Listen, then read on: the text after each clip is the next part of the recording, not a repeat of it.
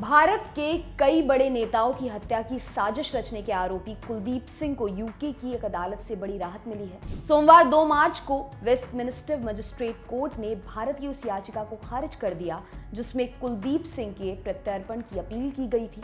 कुलदीप सिंह भारत का रहने वाला है लेकिन अब ब्रिटेन में ही रहता है। बताया जाता है कि भारतीय एजेंसियों ने उस पर नजर बनाई हुई है। वह देश के बाहर रहते हुए खालिस्तान के समर्थन में आंदोलन चला रहा है। आइए आपको इसकी पूरी कहानी बताते हैं। कुलदीप सिंह उर्फ कीपा। कुलदीप सिंह को कीपा सिंह के नाम से भी जाना जाता है। वह एक प्रतिबंधित आतंकी संगठन से ताल्लुक रखता है। भारत सरकार ने उसे यहां प्रत्यर्पित किए जाने की याचिका दायर की थी, लेकिन सोमवार को डिस्ट्रिक्ट जज गैरेथ ब्रेंस्टन ने इसे खारिज कर दिया। ब्रिटिश अदालत ने कहा कि अगर कीपा सिंह पर आरोप साबित होता है तो उसे भारत की जेल में उम्र कैद तक की सजा मिल सकती है। कोर्ट ने आशंका भी जताई कि उसे लंबे वक्त तक जेल में रखा जाएगा, जो कि मानवाधिकार के खिलाफ है।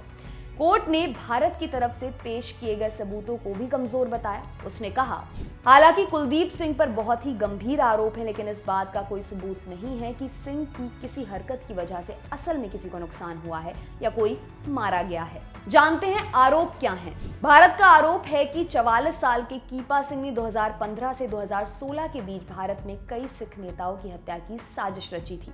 इनमें पंजाब के पूर्व मुख्यमंत्री प्रकाश सिंह बादल और उनके बेटे सुखबीर सिंह बादल शामिल हैं।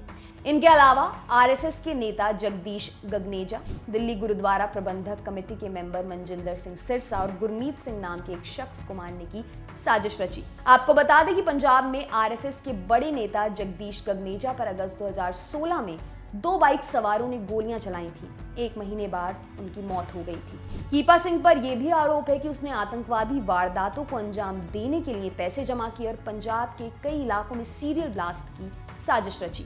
भारत का कहना है कि कीपा ने साजिश ब्रिटेन में बैठे बैठे इंटरनेट और व्हाट्सएप पर निर्देश देकर रची।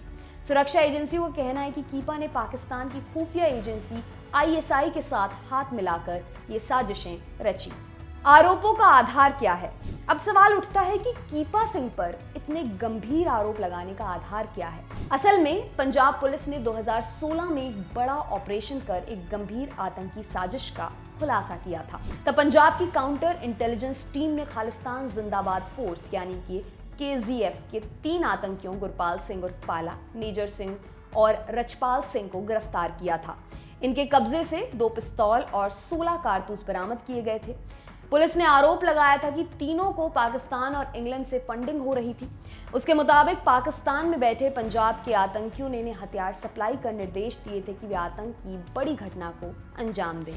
तत्कालीन आईजी MF फारूकी ने बताया था कि मेजर सिंह और गुरपाल सिंह ने माना था कि वे बेल्जियम में बैठे खालिस्तान कमांडो फोर्स के जगदीश सिंह उर्फ भूरा, इंग्लैंड में बैठे कुलदीप सिंह कीपा और जसबीर सिंह उर्फ जस्सी के संपर्क में थे। इस आधार पर ही पुलिस ने ब्रिटेन से कीपा सिंह के प्रत्यर्पण की गुहार लगाई थी। जानकार मानते हैं कि कीपा सिंह उस बड़े प्लॉट का एक हिस्सा है जिसके जरिए खालिस्तान आंदोलन फिर से भारत में सिर उठाना चाहता है।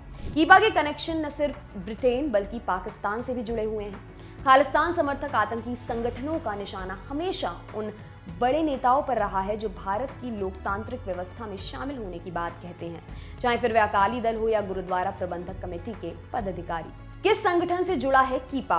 इस सिलसिले में खालिस्तान जिंदाबाद फोर्स यानी कि KZF नाम के संगठन का नाम लिया जाता है।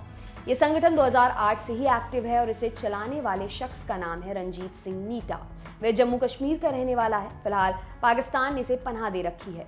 KZF यूरोपियन यूनियन और भारत में बैन है। भारत की सुरक्षा एजेंसियां लगातार KZF के खात्मे की कोशिश कर रही हैं। मोहाली के NSA कोर्ट ने नीटा के खिलाफ नॉन बेलेबल अरेस्ट वारंट भी जारी कर रखा है। इस संगठन का ही एक करीबी एंगल कुलदीप सिंह कीपा है। बताया जाता है कि कीपा को ब्रिटेन में संगठन को जिंदा रखने की जिम्मेदारी दी गई है। साथ ही उस पर यह जिम्मेदारी भी डाली गई है कि वह खालिस्तान की आज़ादी के लिए युवाओं को संगठन में भर्ती करे। कीपा संगठन के लिए पैसे जमा करने का काम भी करता है। इन तमाम वजहों के चलते उसका भारत के हत्थे आना जरूरी था, लेकिन फिलहाल इन कोशिशों पर पानी फिर गया है। आपके लिए खबर लिखी हमारे साथी अमित ने। मेरा नाम है दिव्यांशी। देखते रहिए दी लल्लन टॉप। शुक्रिया।